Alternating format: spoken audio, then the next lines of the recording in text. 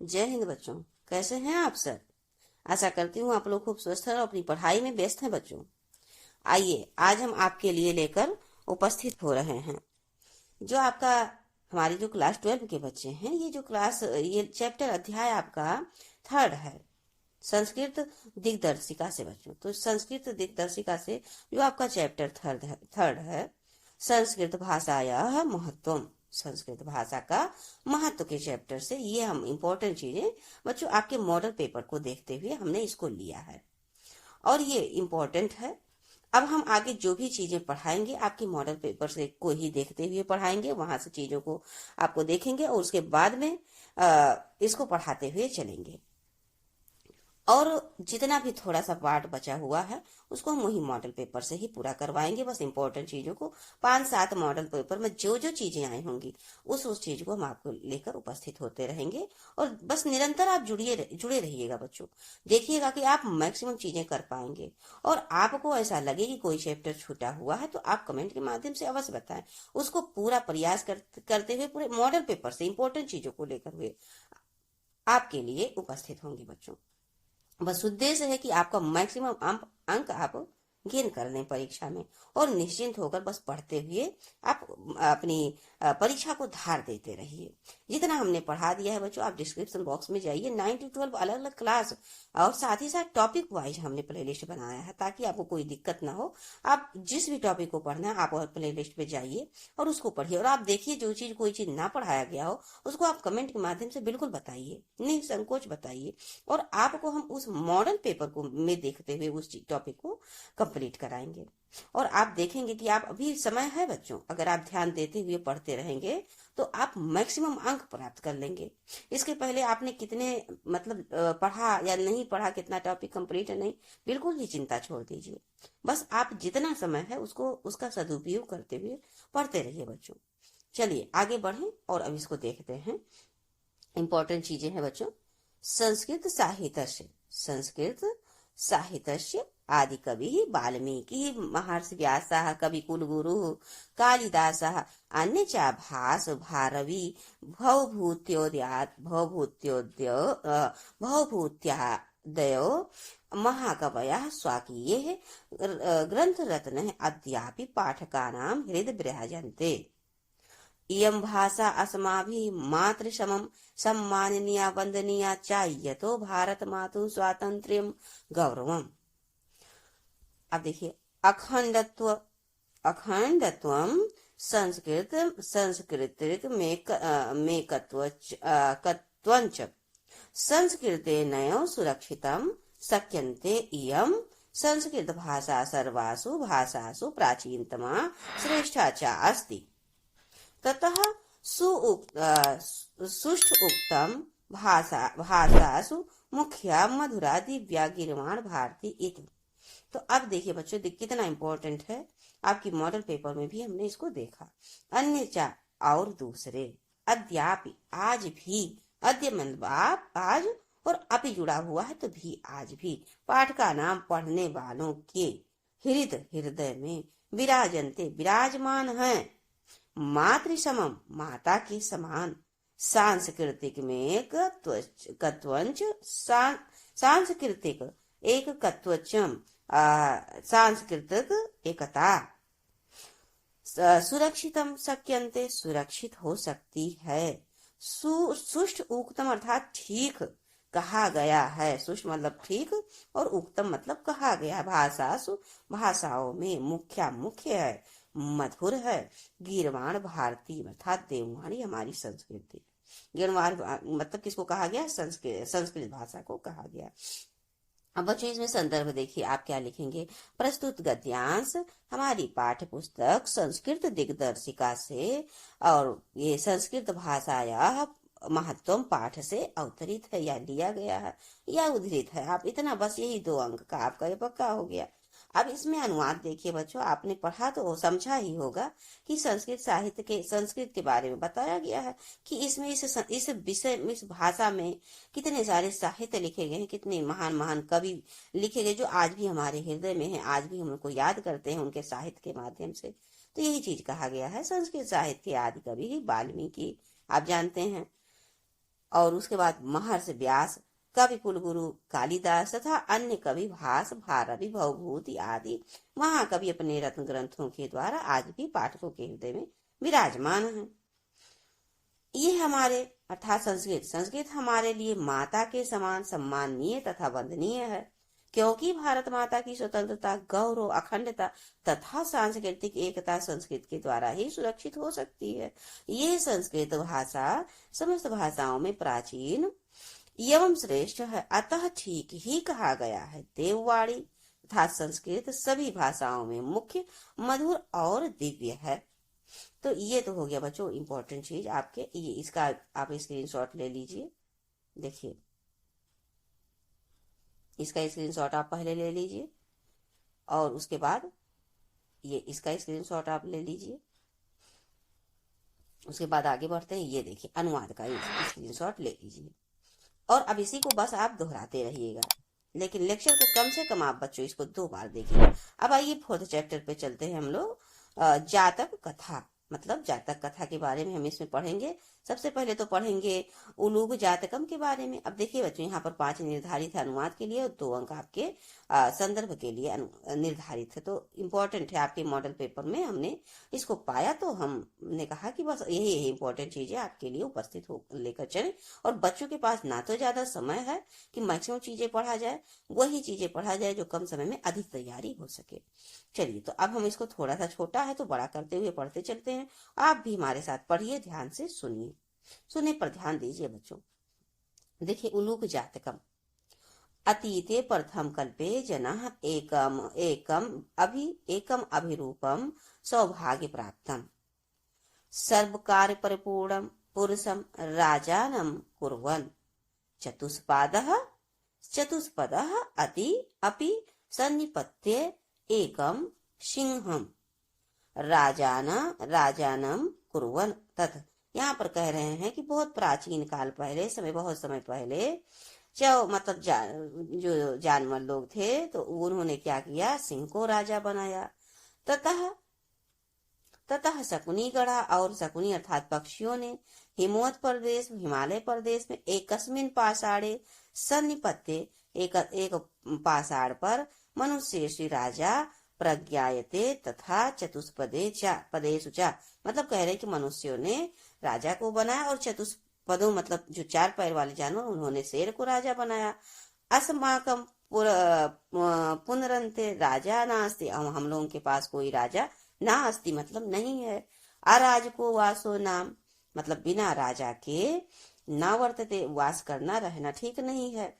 एको राज स्थाने स्थापितव्यः इत उक्तवन्तः, मतलब ऐसा कहा कि एक राजा को स्थापित किया जाए। अथ ते परस्परम अवलोकयन्तः एकमूलकं दृष्ट्वा अयम नो रोचते इत्यवोचनम, ऐसा वचन कहा, इतवोचनम। तो अब देखिए इसका सबसे पहले इसको देख लीजिए बच्चों। जातक मतलब जन्म, जातक कथा मतलब भगवान बुद्ध के पूर्व जन्म की कथाएं। उसके बाद अतीते मतलब बीत गया, बीते हुए। प्रथम कल्पे प्रथम कल्प में। जनः मतलब मनुष्य या लोगों ने। अभिरूपम विद्वान, अभिरूपम मतलब विद्वान। उसके बाद सौभाग्य प्राप्तम सौभाग्यशाली। चतुष्पदा अर्थात चौपायों जानवरों ने, 4 पैर के जानवरों ने। अपि भी सन्निपत्य इकट्ठे होकर। शकुनीगढ़ पक्षीगढ़। हिमवत प्रदेश अर्थात हिमालय। अब यहाँ पर देखिए पाषाणे चट्टान पर। मनुष्यों में प्रज्ञा के जाना जाता है। तथा उसी प्रकार, तथा मतलब उसी प्रकार। पुनः फिर अंतरे बीच में। अराजको मतलब बिना राजा के, अराजको बिना राजा के। अब ये देखिए अस्थापतिव्यः मतलब स्थापित करना चाहिए। एकम उलूकम मतलब एक उल्लू को, एकम उलूकम एक उल्लू को दृष्टवा देखकर। अब यहाँ पर संदर्भ देखिए बच्चों। प्रस्तुत पद्यांश हमारी, क्षमा करें, गद्यांश हमारी पाठ्य पुस्तक संस्कृत के जातक कथा पाठ के उलूक जातकम खंड से उद्धृत है। तो आप ये देखिए संस्कृत खंड लिख सकते हैं या यहाँ पर संस्कृत दिग्दर्शिका भी लिख सकते हैं। तो अनुवाद देखिए बच्चों, प्राचीन काल में प्रथम युग के लोगों ने एक विद्वान, सौभाग्यशाली एवं सुवर्ण संपन्न पुरुष को राजा बनाया।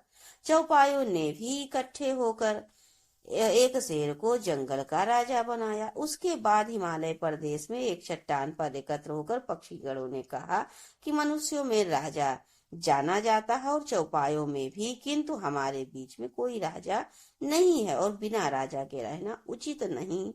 हमें भी एक राजा के पद पर बिठाना चाहिए। तत्पश्चात उन सबने एक दूसरे पर दृष्टि डालते हुए एक उल्लू को देखकर कहा, हमें यह पसंद है, अर्थात उल्लू को राजा बनाया जाए। तो ये रहा बच्चों आपके मॉडल पेपर से चैप्टर 4 से। तो आप अब इसको भी आप ले लीजिए स्क्रीनशॉट, और अब इसको आप बड़ा करते हुए ऐसे अपने हिसाब से बस दोहराते रहिएगा बच्चों। देखिएगा कि आप परीक्षा में इसको, ये सब जितनी चीजें हम पढ़ा रहे हैं इसमें से आपको अवश्य मिल जाएगा। आप 4 से 6 वीडियो देख लीजिए और देखिएगा कि इस 4 से 6 वीडियो में आप 1 घंटा इस समय दे दिया कीजिए। 2-3 दिन बाद, कम से कम 2-3 बार बच्चों इसको पहले दोहरा लीजिएगा, वीडियो को ध्यान से सुन लीजिएगा, क्योंकि जब सुनेंगे ना तो दिमाग में बैठी रहेंगी चीजें।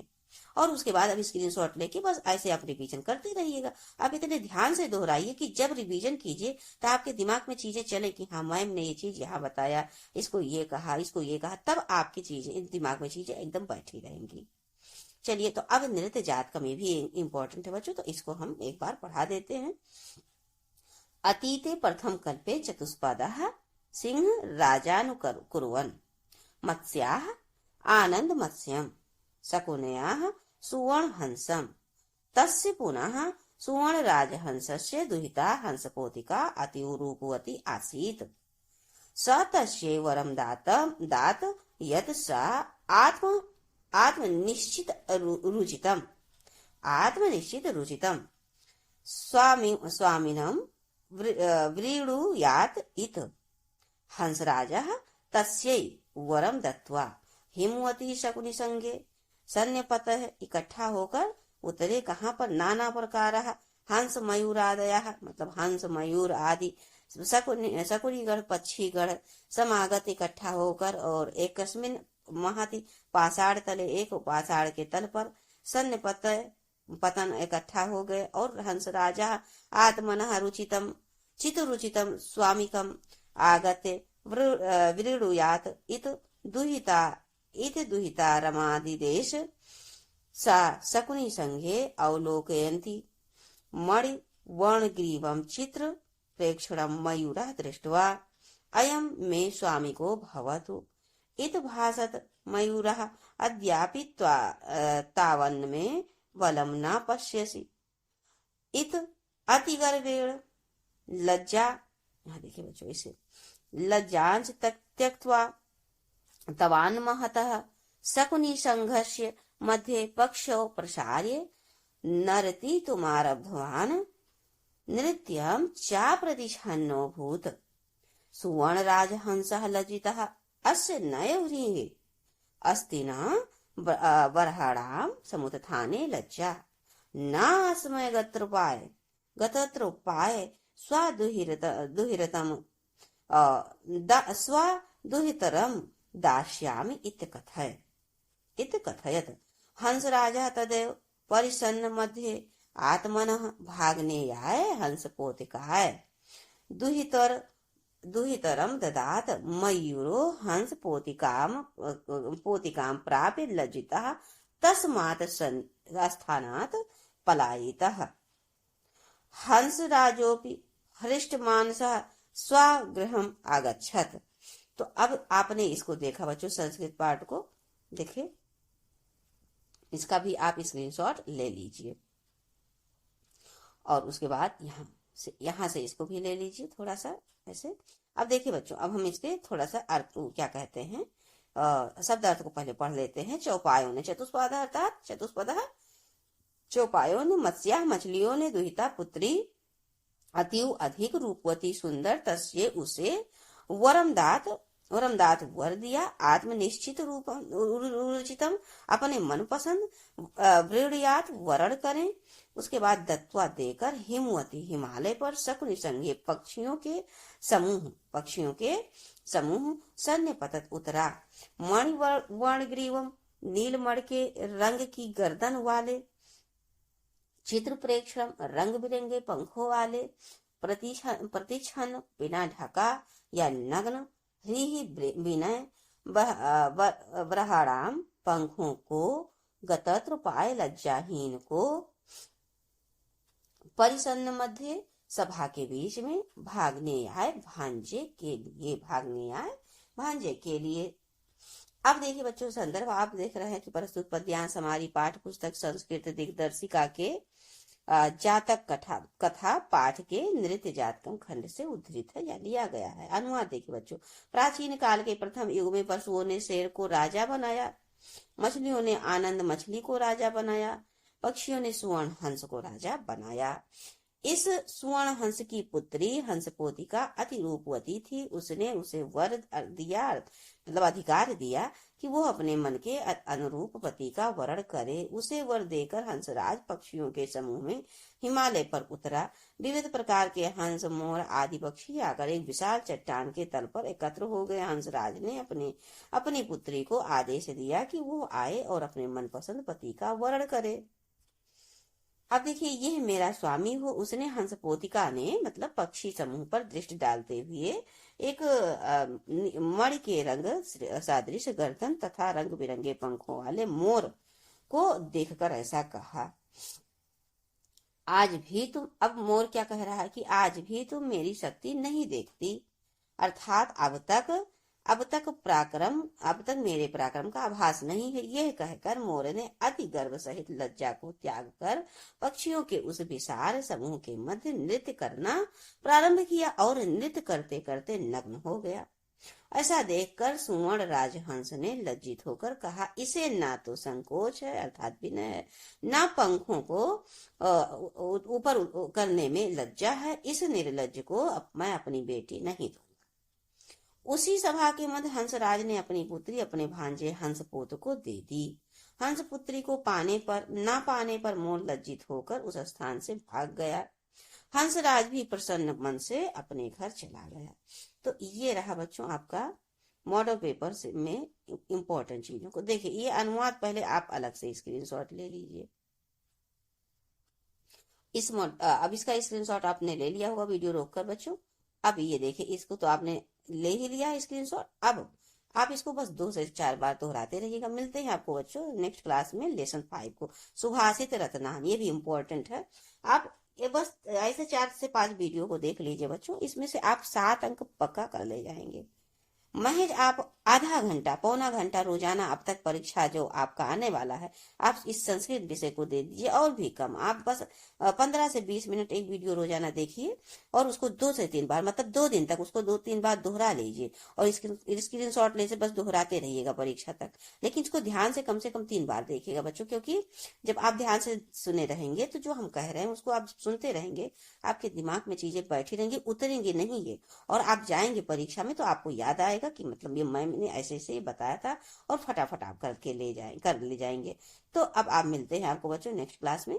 तब तक के लिए बस आप पढ़ते रहिए, बस निरंतर पढ़ते रहिए। इतना मतलब अपने दिमाग में बिठा लीजिए, अपने दिमाग को कहिए कि हमको बस पढ़ना है, अभी हमारा मन पढ़ने में लगे, बस हमको निरंतर बस पढ़ना है। देखिएगा आपको परीक्षा में आपको इसका रिजल्ट अवश्य दिखेगा बच्चों।